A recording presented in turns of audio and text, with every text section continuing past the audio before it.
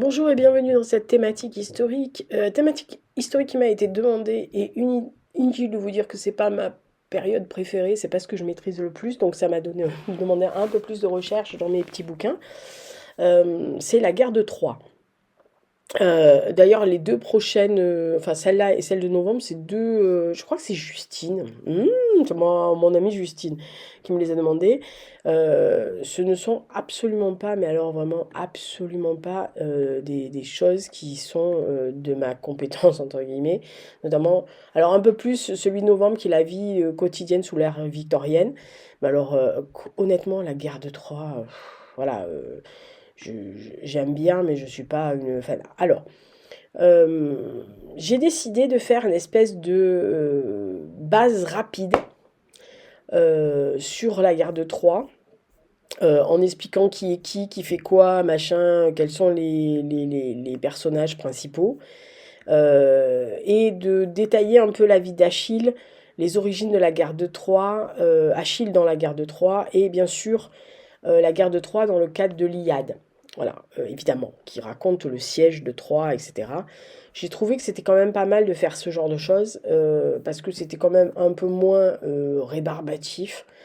Et peut-être, c'était peut-être plus une introduction. Alors je pense que ceux qui, comme moi, ont lu l'Iliade et l'Odyssée, etc., bah, ils se sont déjà tapés la guerre de Troie. Si vous avez vu le film avec Brad Pitt, on va se calmer. Il faut dire quand j'y pète quand même, ça donne vraiment envie de s'intéresser au sujet. Ah bah, voilà. Mais honnêtement, voilà, c'est pas du tout mon truc. Alors je suis allée fouiller dans mes livres d'histoire de collège et lycée, etc., pour aller fouiller ce genre de trucs. Pardon, je perds ma voix. Et j'ai un peu fouillé dans des historias, des sources que j'avais récupérées. Donc voilà.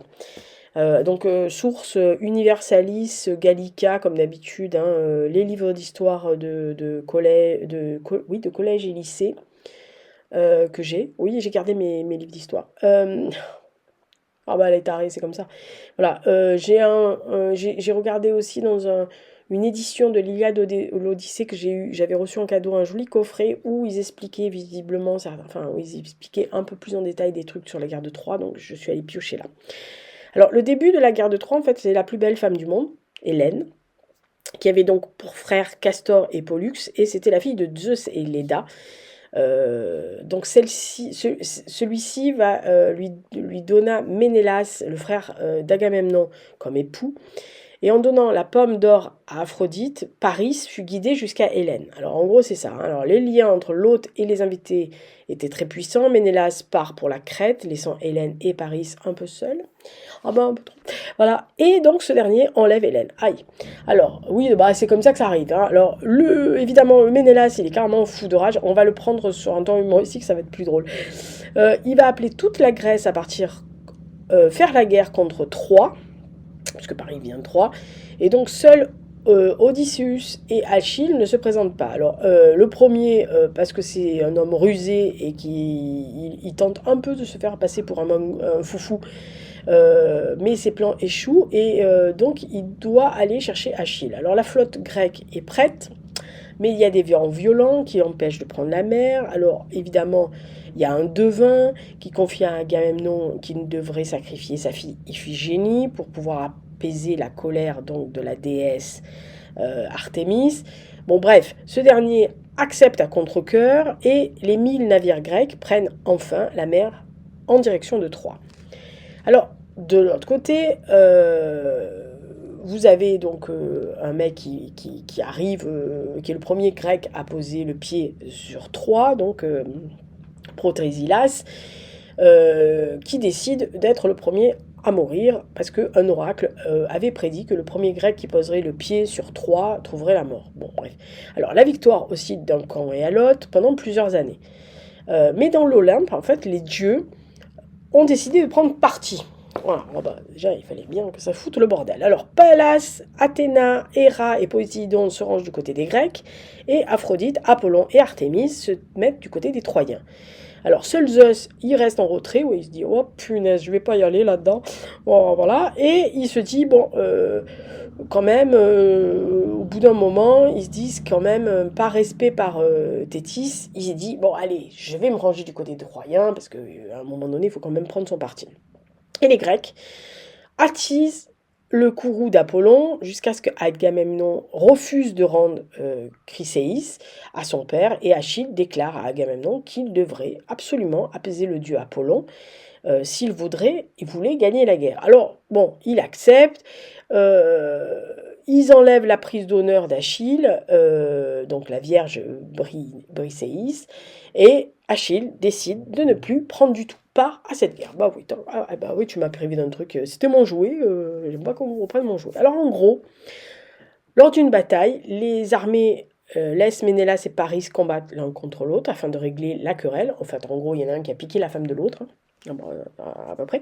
Et donc Ménélas prend le dessus, mais Paris est sauvé par Aphrodite. Ménélas va chercher Paris parmi toute l'armée troyenne.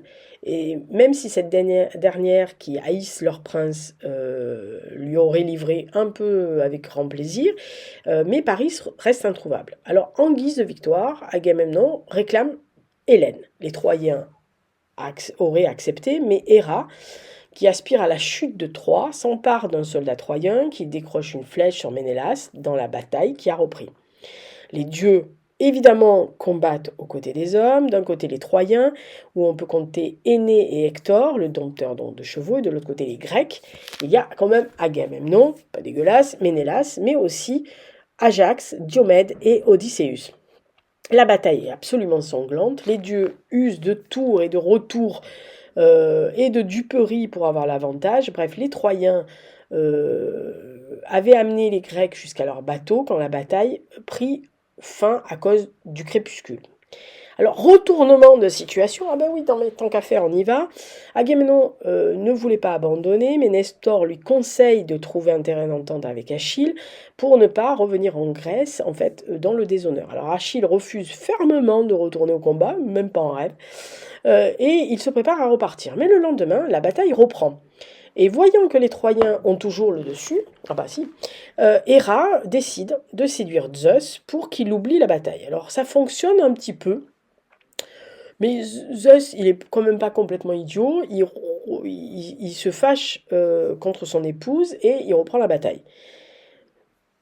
Comme ils en peuvent plus de voir les Grecs tomber sur le champ de bataille, l'ami de Achille, Patrocle, qui est plus qu'un ami quand même, hein, part et décide de prendre l'armure de son ami pour amener en fait les Myrmidons sur le champ de bataille. Alors, l'arrivée d'Achille, entre guillemets, puisque tout le monde pense que c'est Achille qui arrive, fait que les Grecs reprennent espoir en se disant « Ah, il vient, on va gagner, c'est bon, on va les exploser, ceux d'en face, donc ils gagnent un peu de terrain. » Mais Patrocle est assassiné par la main d'Hector, et donc quand Achille apprend la mort de son ami, il décide de se venger. Ah ouais, non mais on y va. Alors, non mais je vous dis, c'est le bordel. Donc le lendemain, Achille retourne sur le champ de bataille, muni de ses armes forgées par Héphaïstos, donc un dieu Héphaïstos, et que sa mère Tétris lui apporte. Durant la bataille, Achille tue Hector, ouais ça on connaît. Il lui attache ses pieds avec les sangles à son char pour traîner le corps. Donc c'est ce qu'il va faire. Achille va partir avec le corps d'Hector sous les yeux de son père, Priam, et face à cette mort, Zeus décide d'envoyer Isis pour que Priam aille chercher son fils avec une riche rançon. Alors Achille accepte de rendre le corps de Hector et assure à Priam en fait que la bataille restera en suspens le temps des funérailles de son fils. Mais à un moment donné, ça commence à bien faire cette histoire. Donc il y a un prince d'Éthiopie qui vient en aide aux Troyens et qui va tuer quelques héros grecs, notamment Antiloque, le fils de Nestor. Alors, ce prince d'Éthiopie est tué par Achille, qui à son tour est tué par Paris. Non mais vas-y, on y va. Alors, bah oui, œil pour œil, dent pour dent, on continue sur cette histoire. Et qui va décocher une flèche qui va aller se loger dans le talon de ce héros invincible, d'où le talon d'Achille. Ah oui, oui. Ah bah c'est ça. Et donc, ça va déclencher une offensive absolument folle.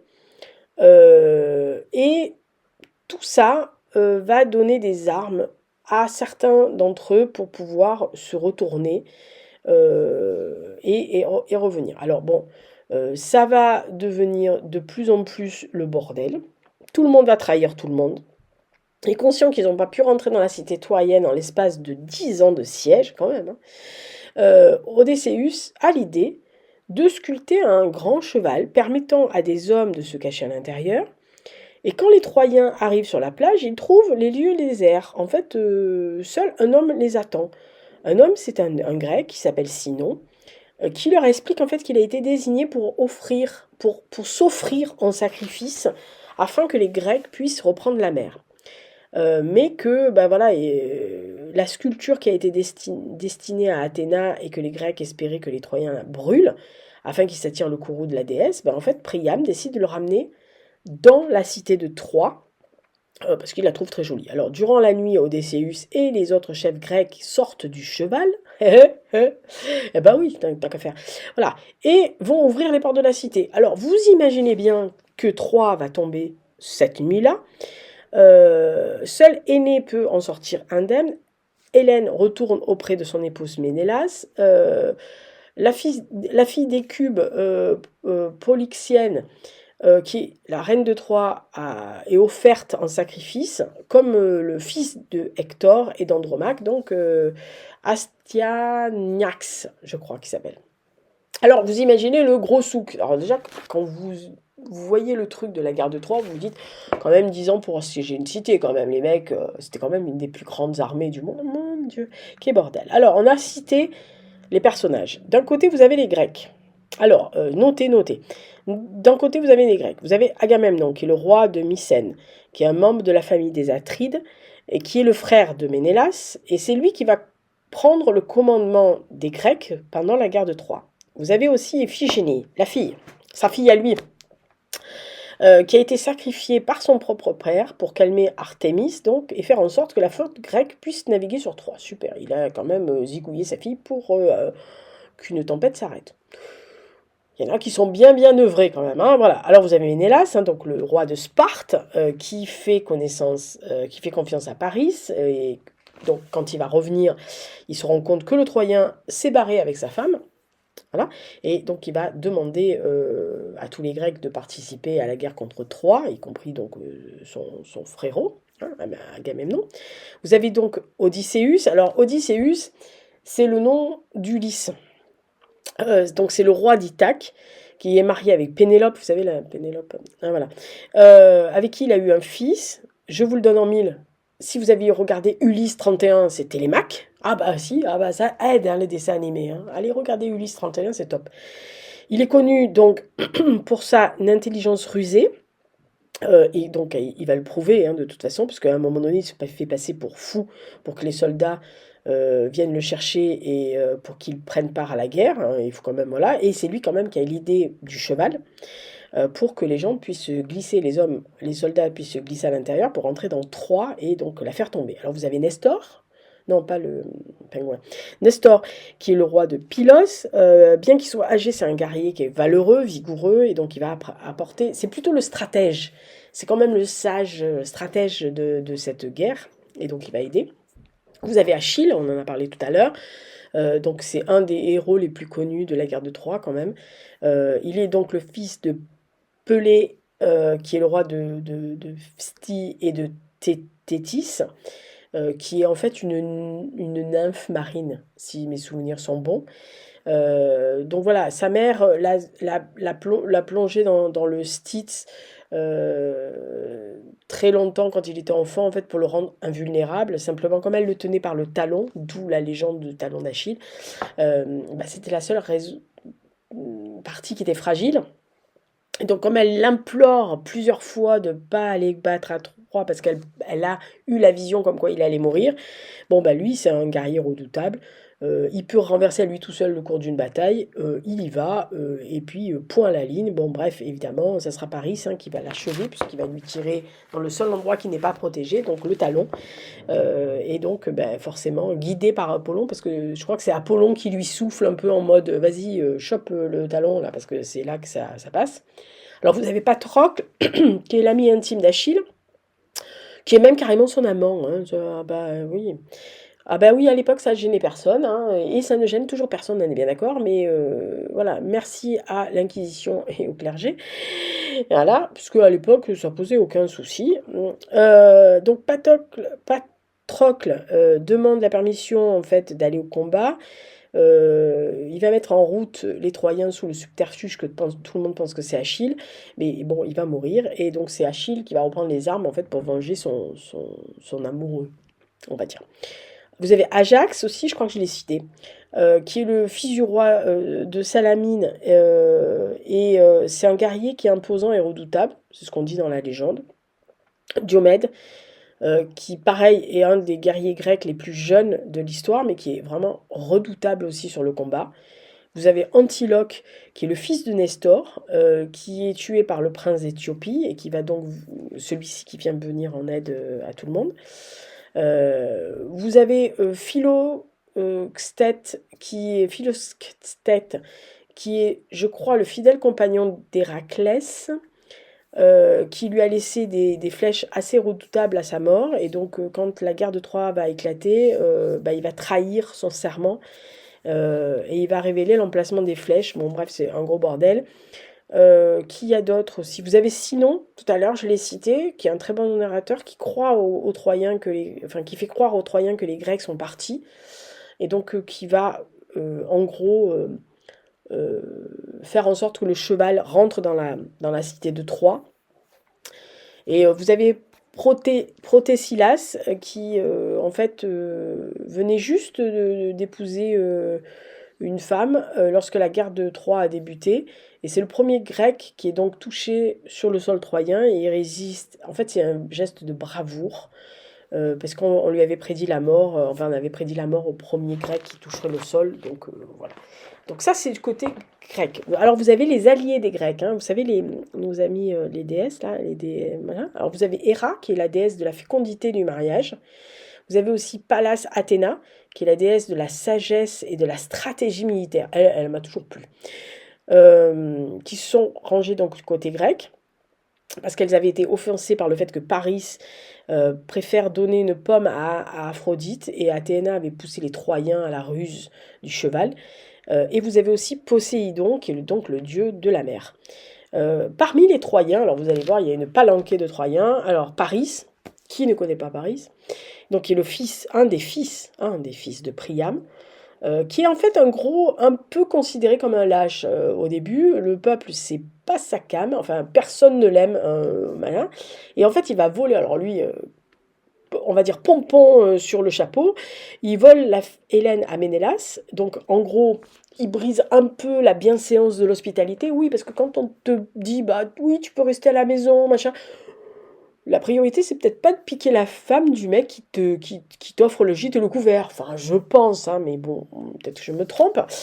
En plus, cette espèce de débile, échu Achille, bon, bien guidé par Apollon, hein, machin, et donc il fuit encore une fois, plusieurs fois au combat. Et voilà, il va carrément abandonner Hélène. Non, mais il a charmant ce Paris. Hélène, donc, alors, elle, carrément, c'est la fille de Zeus et de Leda. Elle est considérée comme la plus belle femme du monde. Et bon, elle va être mariée au roi de Sparte, donc de Mélénas, lorsque Paris décide de l'enlever. Bon, bref, c'est un peu le déclencheur de la guerre de Troie. Ben, c'est pas un peu à cause d'elle, hein, voilà, que ça a commencé. Hector, donc, est le fils aîné de Priam, qui est surnommé le dompteur de chevaux, donc c'est un valeureux guerrier, c'est un général en chef des forces troyennes. Il est tué d'ailleurs par Achille, qui souhaite venger la mort de Patrocle. Vous avez Énée, qui est un mortel, en fait qui est le fils d'un mortel et de Aphrodite, si je me souviens bien, qui va donc ramener les Troyens vers un nouveau foyer après. Bon, Priam, bien sûr, le roi de Troie, qui donne le commandement à son fils Hector de défendre la cité parce qu'il est trop âgé, et qui ira lui-même chercher son fils auprès d'Achille dans le camp ennemi, en lui demandant d'organiser, enfin de l'accepter qu'il organise les rites funéraires, et Priam sera d'ailleurs le dernier roi de Troie. Vous avez Écube, qui est l'épouse de Priam, qui est donc la maman de Paris et de Hector. On la voit un peu dans l'Iliade, je crois, on la croise 2, 3 fois. Elle va être, d'ailleurs, je crois qu'elle est lapidée sur les rivages troyens, où elle se donne la mort en se précipitant dans la mer, enfin un truc comme ça.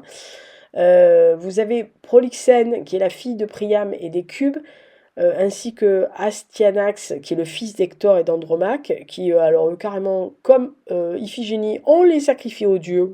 Allez, vamos à la playa. Vous avez Briséis, qui est la reine de la ville de Lyrnessos, je crois que ça s'appelle. Ah merde, je me rappelle plus. Bon, moi j'aurais dû le noter, cette merde.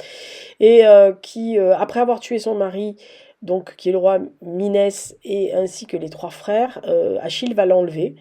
Voilà, et donc il décide Ménélas est un peu énervé, donc il va essayer de lui prendre. Alors ce dernier veut pas du tout lui refiler à la bonne femme, et ça va encore reprendre les armes pour ce genre de truc. Et Chryséis, qui est donc la fille de Apollon, je crois, ou du grand prêtre d'Apollon. Non, du grand prêtre d'Apollon, alors le nom, je ne me rappelle même plus. Cette jeune femme est une très belle jeune femme. La capture de cette jeune femme va provoquer une colère terrible d'Apollon, jusqu'à ce que Agamemnon décide de ne pas la rendre à son père. Inutile de vous dire le bordel.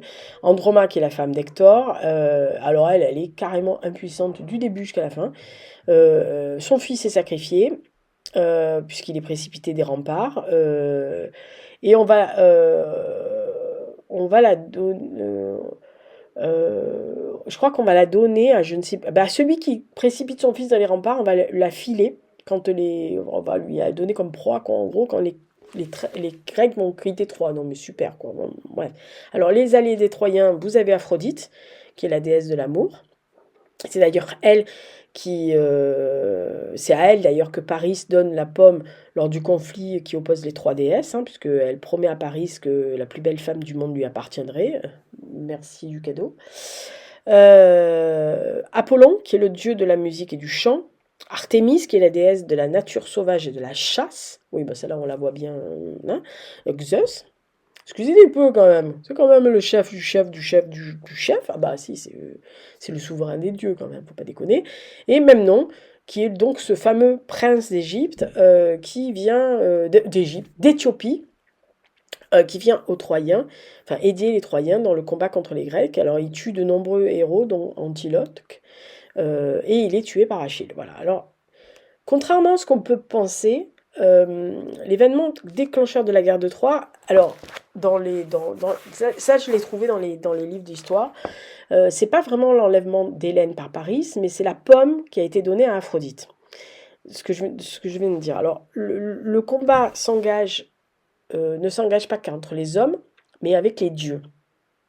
Et donc les dieux décident de punir les hommes à de nombreuses reprises. Artémis qui oblige Agamemnon à sacrifier sa fille, Iphigénie. Apollon qui envoie la peste sur les Grecs, alors qu'Agamemnon ne souhaite pas du tout rendre Chryséis à son père. Les dieux se dupent entre eux pour essayer d'avoir la main mise sur le conflit. Ah, mais quand ça veut pas, ça veut pas. Et durant le conflit, en fait, on comprend petit à petit que cette guerre n'est pas dirigée par les hommes, mais par les dieux. Et les Troyens sont prêts à rendre Hélène à Ménélas, jusqu'à ce que Héra s'immisce dans les pensées d'un soldat troyen pour qu'il décoche une flèche afin de relancer le combat. Et alors Athéna, elle fait croire aux Troyens que le cheval de Troie il lui est vraiment destiné, en gros. Donc la guerre s'éternise, ça dure 10 ans cette merde. Tout ça pour que les dieux, en fait, décident de faire vriller un peu à droite, un peu à gauche. Et ce qui est vécu autrement par les soldats ainsi que par les héros grecs, c'est tout ça, ça se passe en gros, quelquefois en une fraction de seconde. Euh, la seule chose que les dieux alliés des Grecs veulent, c'est t'en voir trois tomber. Point à la ligne. Voilà. Alors Achille, lui, part en guerre. Il avait parfaitement conscience du sort qui lui était réservé. Il n'est pas foufou, le garçon. Euh, c'est exactement pareil, le même cas que pour Hector d'ailleurs, parce que c'est les deux héros qui savent qu'ils vont trouver la mort dans le conflit, mais si Hector ne peut pas se dérober, parce qu'en fait, en gros, il est quand même le défenseur de la cité, euh, Achille, lui, aurait très bien pu ne pas du tout participer à la bataille, mais malgré les avertissements de sa mère, il est animé par une gloire. Et il sait qu'en prenant part à cette guerre et en réalisant des combats héroïques, son nom ne sera jamais oublié. En ce sens, en fait, c'est vraiment euh, Achille qui serait un peu ce genre de héros un peu qu'on a dans la mythologie nordique, qui par leur mort accèdent, sont choisis par les Valkyries et vont au Valhalla. Valhalla. Donc en fait, c'est à peu près ce genre de choses qu'on peut voir dans la guerre de Troie. Alors, Achille, puisque tel est le héros enfin, qui est le héros légendaire de la mythologie grecque. Alors c'est vraiment, on va dire, alors Achille est né de l'union donc entre une déesse marine, pardon, Thétis, et d'un roi mortel Pélée. Et dès sa naissance, en fait, Achille porte en lui la double ascendance divine et mortelle. Euh, Ça va être à la fois la grandeur, la décadence et la tragédie du truc, puisque sa mère, qui souhaite préserver son fils de la mortalité, décide de lui conférer l'immortalité à travers divers procédés. Alors, selon les traditions et selon ce qu'on met, elle soumet ses enfants à des épreuves extrêmement difficiles pour éliminer leur part humaine. Ces épreuves vont être carrément épargnées à Achille, parce que c'est le seul survivant parmi ses frères. Et selon les versions, Thétis aurait plongé Achille dans les eaux mythiques du Styx, donc qui est le fleuve des enfers, et qui rend invulnérable quiconque s'y baigne. Alors évidemment, comme elle ne pouvait pas le balancer comme ça dans la flotte, elle le tient par le talon, donc d'où les célèbres expressions le talon d'Achille. Alors il y a une autre version que j'ai trouvée dans la préface de Iliade ou l'Odyssée qui dit que en fait Thétis aurait exposé Achille au feu en ne laissant qu'une blessure à son pied droit, blessure qui aurait été soignée par un centaure, et ce dernier aurait remplacé l'os endommagé par celui d'un géant, célèbre pour sa rapidité, d'où la vélocité d'Achille, mais aussi bien sûr on va dire la faiblesse dans son talon. Alors, en fait, Achille, beaucoup plus qu'un simple guerrier, il est carrément le grec idéal, le héros grec idéal. Visiblement, c'est une perfection. Il a une éducation exceptionnelle. Il est confié au centaure Chiron, dont la réputation de sagesse et de justice n'est plus à faire. Et Achille, sous son mentor, va véritablement recevoir une éducation complète. Il est en parfaite adéquation avec les concepts grecs. Il a un système, il est éduqué selon les systèmes éducatifs chers aux Grecs, pour former des citoyens vertueux, qui ont à la fois les compétences physiques, mais aussi intellectuelles et moraux. Ou non, les compétences physiques, intellectuelles et morales, pas moraux. Morales. Et en fait, tout ça fait que Achille excelle dans tout. L'art de la lyre, le chant, d'ailleurs ça lui permet de calmer ses émotions. Il a une éducation qui mêle les sciences, les arts, la vertu, et c'est un être complet qui est insensible ni à la peur et qui n'est pas du tout avide de gloire, tout en restant loyal et d'une certaine loyauté envers ses ennemis, ce qui est assez rare, ce qui fait que c'est un redoutable guerrier, parce qu'en fait il a la puissance et la sagesse, mais il a une seule, on va dire, faiblesse, c'est son talon, mais pas grand monde le sait, sauf les dieux. Et en fait, il va devenir vraiment une figure du héros grec euh, par, sur le fait que Achille est dissimulé en femme, par exemple, à un moment donné, pour vivre parmi les filles du roi Lycomède, sous le nom d'ailleurs de la rousse de Pyrrha, en référence à la couleur de ses cheveux. Et en fait, c'est un épisode qui est assez surprenant quand on le lit, parce que le plus grand des héros grecs qui se retrouve quand même à apprendre les tâches domestiques et à vivre en fait dans la partie réservée aux femmes, ça contraste un tout petit peu avec l'image virile et guerrière de Achille quand même. Chouïabou quand même. Hein. Bon, bah oui. On l'imagine pas trop du tout faire la poussière le gars, mais visiblement il l'aurait fait. Et en fait, c'est cet accoutrement, c'est pas un simple stratagème pour échapper à son destin, c'est juste que ça symbolise le passage d'Achille dans le monde féminin et de le protéger de la brutalité du champ de bataille. Mais vraiment, toute cette partie-là, c'est assez étonnant. Et quand la trompette de la guerre retentit, malgré le fait qu'il est tranquillou, bilou dans son histoire, bah, il est incapable de réprimer son instinct guerrier et le fait que bah, on l'ait formé aussi pour ça. Donc il va partir et sa nature profonde en fait ressurgit et cette ruse qui marquait la fin de son enfance bah, va l'amener vers Troie forcément et donc vers son destin. Alors toutes les origines de la guerre de Troie sont racontées par Homère, qui mêle à la fois intrigue divine et passion humaine. Il y a les chants cypriens de Zeus dont Zeus en serait l'instigateur, le roi des dieux, qui est décrit comme calculateur, qui aurait voulu d'ailleurs répondre aux plaintes de Gaïa, donc sa grand-mère, la Terre, qui est accablée par la surpopulation humaine, déjà et qui réclamait un allègement. Bah oui, alors toutes les guerres, ça allège. Hein. Enfin, c'est à peu près ça. Donc la Terre se débrouille un peu pour éliminer le surplus. Ah bah oui. Voilà. Et donc, Zeus va décider, en fait, en gros, de provoquer la Terre va provoquer la guerre, en fait, pour décimer les hommes et puis pour équilibrer, on va dire, la Terre. Alors, tout ça, c'est raconté sur le plan historique, c'est l'existence de cette guerre qui reste débattue. L'Iliade, qui a été composée donc au 8e siècle avant Jésus-Christ, a été analysée dès l'Antiquité par Hérode, par Thucydide, je crois, et au 19e siècle par un certain Heinrich Schellmann, qui va fouiller en Anatolie, qui va identifier une ville qui correspondrait à Troie.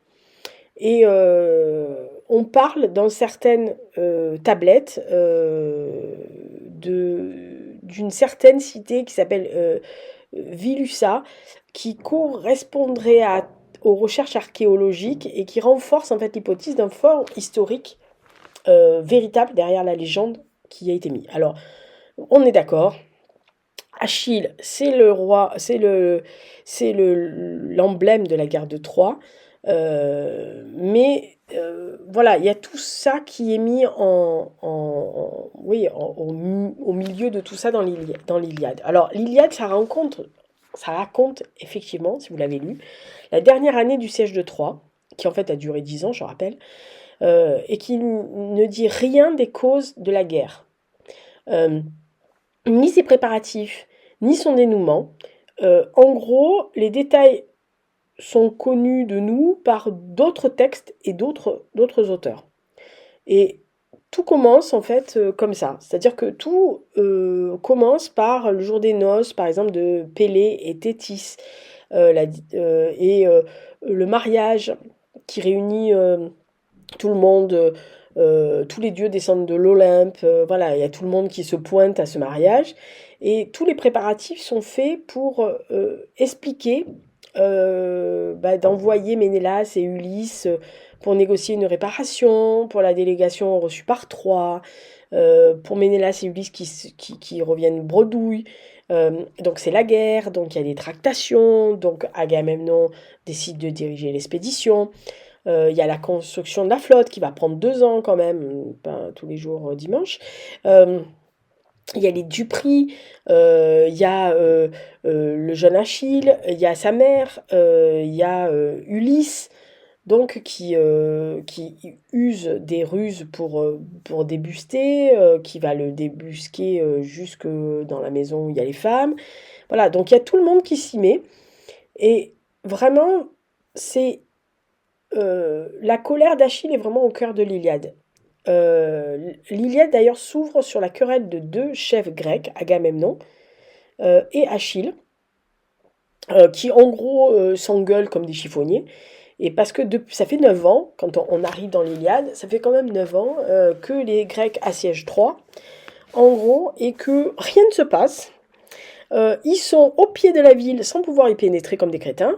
L'expédition, ça va 5 minutes. On a beau enlever des prisonnières comme butin de guerre, attribuer tout le monde, et je te donne celui-là, et je te file celle-là, etc. Ben, ça marche pas. Voilà, il n'y a rien qui marche. Et évidemment, petit à petit, Achille va reprocher à Agamemnon de toujours vouloir s'octroyer la meilleure part, sans reconnaissance envers les combattants qui l'ont suivi dans la guerre, bien que eux, en fait, ils aient aucun grief contre les Troyens. En gros, on les a embarqués dans une guerre qui ne les concerne pas, super. Et Achille, il supporte plus. Donc, petit à petit, ça monte.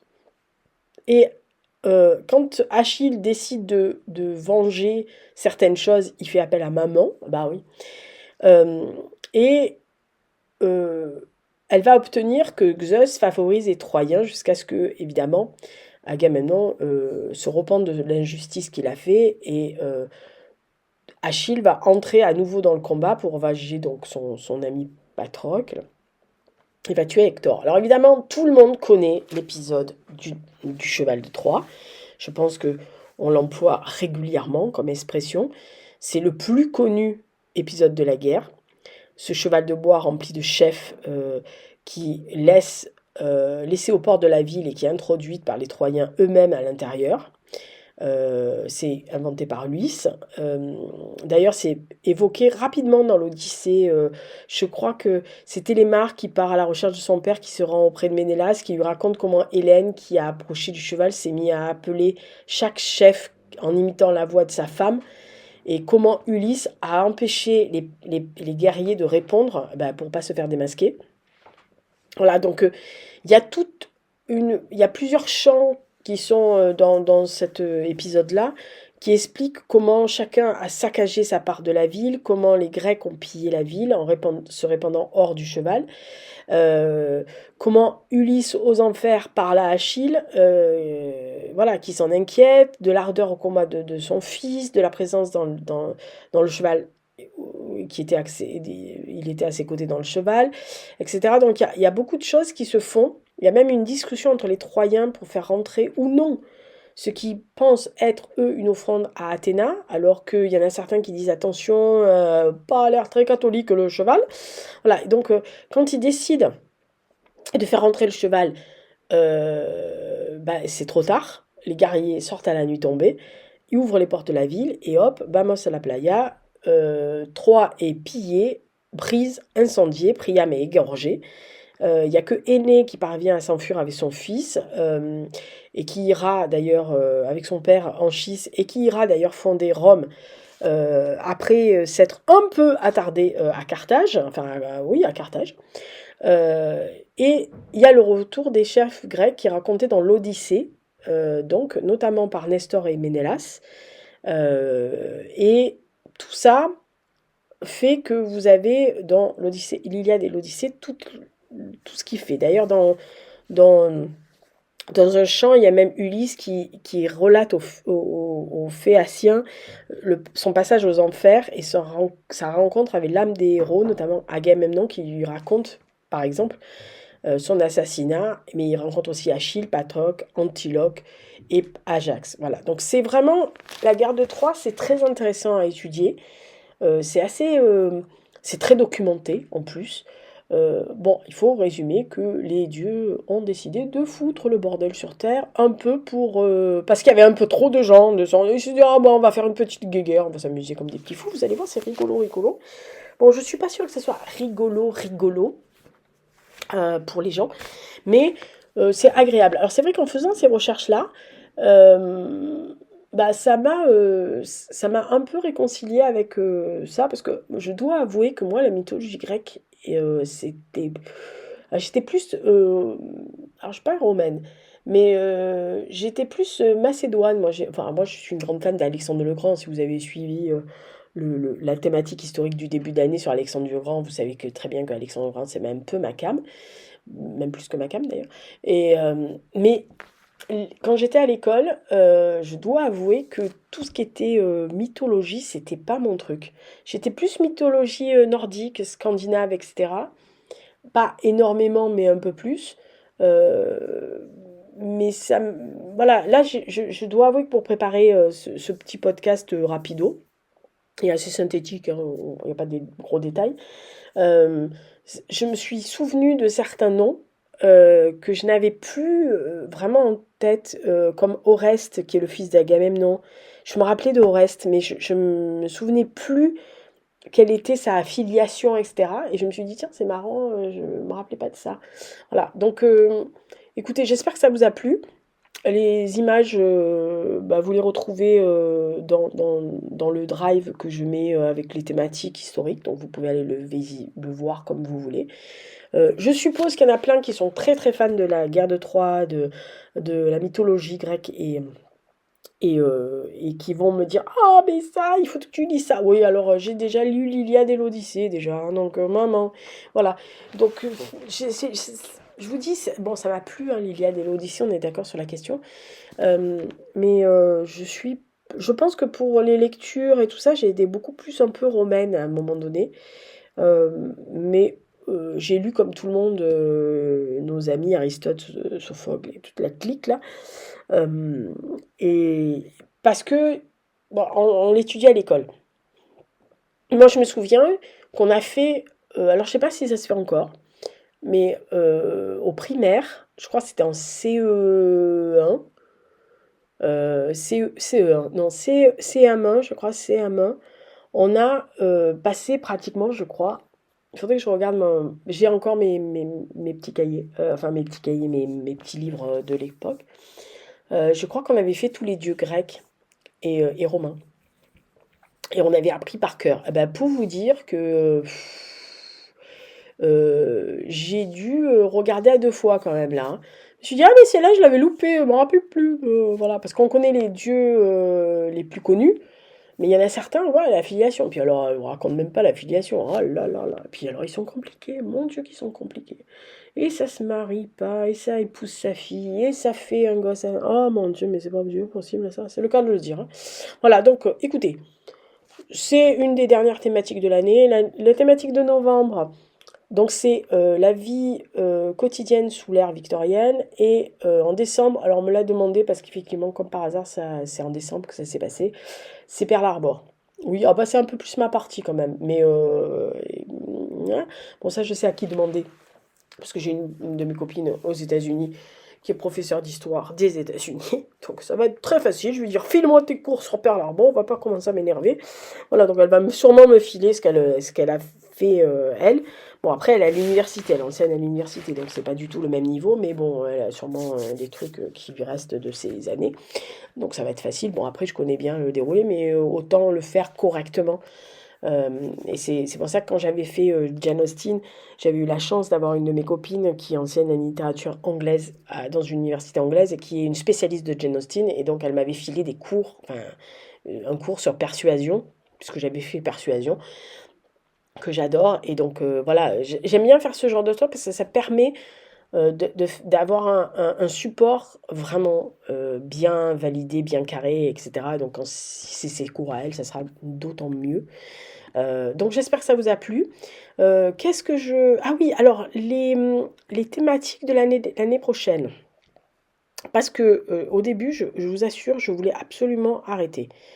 Je me suis dit, ouais, les gens ils s'en foutent. Et c'est les vidéos qui font, les thématiques qui font le moins de vues. Mais vraiment, c'est le moindre vue, c'est ça.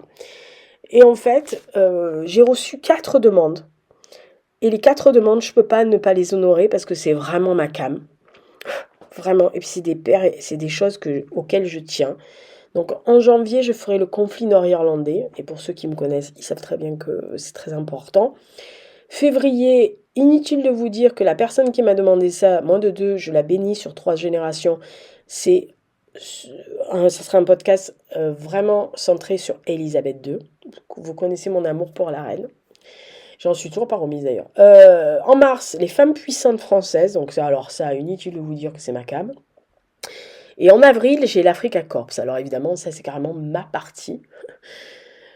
Ah bah c'est Rommel. Alors ça c'est ma partie à moi. Alors là, inutile de vous dire, j'ai même pas besoin de regarder des notes, j'ai même pas besoin de prendre des notes, je vais le faire directement, sans notes, sans papier, sans rien, parce que ça je maîtrise, mais plus que tout. Voilà, donc j'ai au moins jusqu'en avril. Après, s'il y a des choses qui vous intéressent, vous pouvez nous les dire dans les commentaires, vous me dites, ah j'aimerais bien que tu traites ça, etc. Bon, vous savez quelles sont mes parties en histoire, donc vous pouvez me demander des choses sur mes parties en histoire. Euh, il n'y a aucun souci, bien au contraire d'ailleurs. Mais je vous dis, c'est les vidéos qui font le moins de vues sur la chaîne, parce que l'histoire, visiblement, ça emmerde tout le monde. Mais moi, j'ai décidé que ça m'emmerdait pas. Alors, ça prend du temps, hein, alors sauf sur les parties que je maîtrise, mais ça prend du temps quand même de faire en tous les cas, le PDF et de faire euh, le PowerPoint et de chercher les illustrations. Donc, c'est très agréable à faire, mais voilà, c'est sûr que si vous demandez et qu'après personne ne regarde, vous vous dites merde, c'est un peu embêtant. C'est pour ça que la plupart du temps, je les mettrai aussi sur Patreon avant la diffusion sur YouTube et que je les mettrai sur SoundCloud pour les personnes qui sont que sur SoundCloud parce que c'est du travail et que autant que ça soit vu par les personnes en priorité, les personnes qui s'intéressent à mon travail et qui font en sorte. Alors, il y a beaucoup de gens, il y a 3 quarts qui sont pas payants hein, sur Patreon et voilà, qui ont des choses gratos, beaucoup de choses gratos. Euh, mais je trouve que c'est normal. Voilà. Je les mettrai sur mon blog au moment de la sortie, etc. Parce que c'est normal que les gens qui sont que sur le blog, j'en connais, qui ne regardent que le blog, qui ne lisent que le blog, aient aussi accès à ça. Mais voilà, il y a pas de, il y a, ce qui m'embête, c'est qu'il n'y a pas de retour, il n'y a pas de commentaires. Il y a très peu de gens qui font des commentaires. Et, euh, et ce qui m'embête, c'est ça. C'est que quand je vois, parce que je vais sur d'autres chaînes, hein, quand je vois les autres qui, quelquefois, ont moins de vues que moi, ou moins d'abonnés que moi, et qui ont plus de commentaires que moi, je me dis que c'est moi vraiment que vous voulez pas me laisser de commentaires. Alors il y a plein qui me disent non mais on t'écoute, mais en fait on ne laisse pas forcément des commentaires. Alors on rappelle, comme toutes les personnes qui font des vidéos sur YouTube et des choses ailleurs, l'algorithme de ce genre de choses, que ce soit sur Insta ou ailleurs, c'est plus il y a de likes et plus il y a de commentaires, plus l'algorithme de YouTube proposera votre vidéo. Parce que même si vous n'avez pas 500 millions de vues, s'il y a beaucoup de commentaires, ça veut dire qu'il y a des gens qui ont regardé, qui ont trouvé que le truc était bien. Et donc l'algorithme fait que vous allez être proposé. Si vous n'êtes pas proposé, personne ne voit vos affaires. Et donc, je me fous d'avoir 5 000 abonnés, mais j'en ai marre de faire du travail, en gros pour rien. Alors, je sais qu'il y a plein de gens qui me disent, et c'est gentil de leur part, oui, mais tu comprends, tes abonnés fidèles, c'est le plus important. Oui, c'est le plus important. Mais de travailler, de faire du travail pour 3 fois rien, c'est pas agréable non plus. Voilà. Surtout quand je vois qu'il y a plein de chaînes qui sont arrivées bien après moi et qui ont dépassé les 2 3 000 abonnés. Alors peut-être que c'est parce qu'on voit pas ma tranche, c'est peut-être parce que je raconte pas ma vie, c'est peut-être parce que je fais pas des montages super méga top, parce que j'ai peut-être pas un fond de présentation qui plaît, mais quand bien même, voilà, les thématiques historiques, je suis désolée, oui, il y en a des chaînes d'histoire, mais des chaînes où on parle de littérature, d'histoire et de ciné, etc., il n'y en a pas 500 000. Et j'ai l'impression que c'est parce que je suis trop éclectique que ça emmerde certaines personnes. Voilà. Se dire, ah ben non, elle aime trop de trucs, ah, elle sait faire trop de trucs. Bah merde, enfin, c'est pas ma faute si j'ai obtenu quelques petits avantages. Comme je dis souvent, mes parents ont tout loupé, le corps, la tronche, machin, ils n'ont pas loupé le cerveau. Pas ma faute, ils n'ont pas loupé de cerveau. Enfin, personnellement, je préfère mon cerveau. Voilà. Donc, c'est quand même la seule chose qui est bien chez moi, donc je vais quand même pas cracher sur mon cerveau. Voilà. Donc j'espère que ça vous a plu, que les images vous ont plu aussi. D'ici là, portez-vous bien, prochaine thématique, la vie quotidienne sous l'ère victorienne. Merci Justine, hein. Alors là, merci. Ça va tout coton pour trouver des illustrations quand même. Ah si, il y a cette photographe qui avait fait des trucs et tout. Enfin, c'est l'illustration, là, il y avait un daguerréotype, machin. Ah, il faudrait que je les retrouve. Je sais pas où je vais les retrouver, mais je vais les faire. Allez, ciao, ciao, bisous, à la prochaine.